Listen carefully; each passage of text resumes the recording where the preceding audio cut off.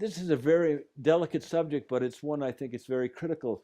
For instance, when I get in front of the room, I talk about when something doesn't go the way I want it to do, I go and I say, I can feel myself wanting to blame somebody. Well, it's their fault, okay? And I get into blaming another person. Of course, when I do that, of course, I'm giving the other person the power. Then I can get up to the next level, which is called justify. Well, I would have done better, but I didn't have enough sleep, blah, blah, blah, blah. Now that's a great reason. Or the next level up is which I can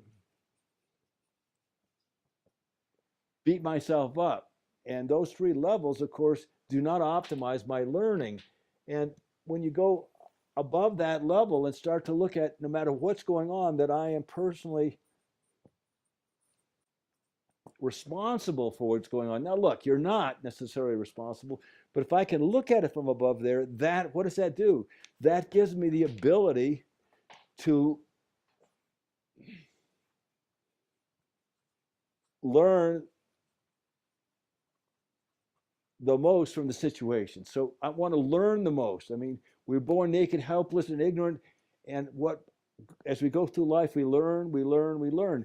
Now, you don't learn as much when you're in shame. You don't learn as much when you're justifying. You don't learn as much as when you're blaming others. So the point here is not even this.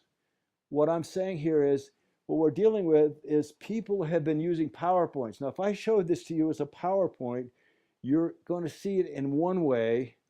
And if I show it to you like this, now look, if I say now, I'm going to pretend it's not here and I'm going to bring it back to you, and I'd like you to just look at this. I'm just going to say, do you remember this?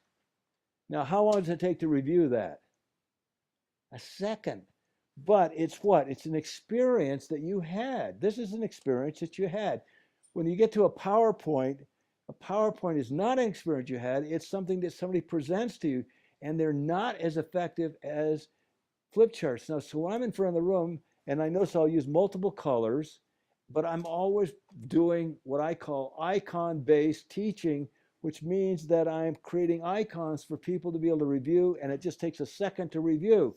If you do a PowerPoint, it doesn't work. Now, PowerPoint was created by Microsoft, and Steve Ballmer, who's the head of Microsoft, he's retired now, but at the time, he's the head.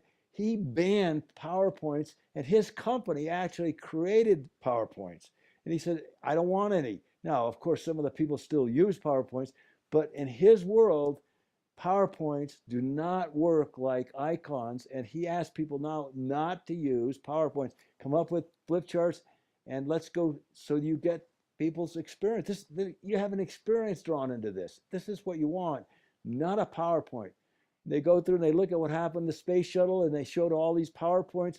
I don't know if you ever heard the term death by PowerPoint, but people show too many PowerPoints, or any PowerPoints does not have the power or the effective learning ability as an icon-based experience that the people have in front of you. So while it's slower, it's way faster in terms of it seeps in longer. The memory gets it way beyond PowerPoint. So that if you have a choice, get rid of any PowerPoint and start using icon-based flip charts. I learned from Bucky a long time ago that the bigger the picture, the more accurate your prediction. There's nothing in a caterpillar, if you just study a caterpillar, will ever tell you about scenario butterfly. So my entire life, I am working as much as I can to be a comprehensivist. That is interested in everything, so I can make better choices, better decisions, and have a better perspective. What can I do for you?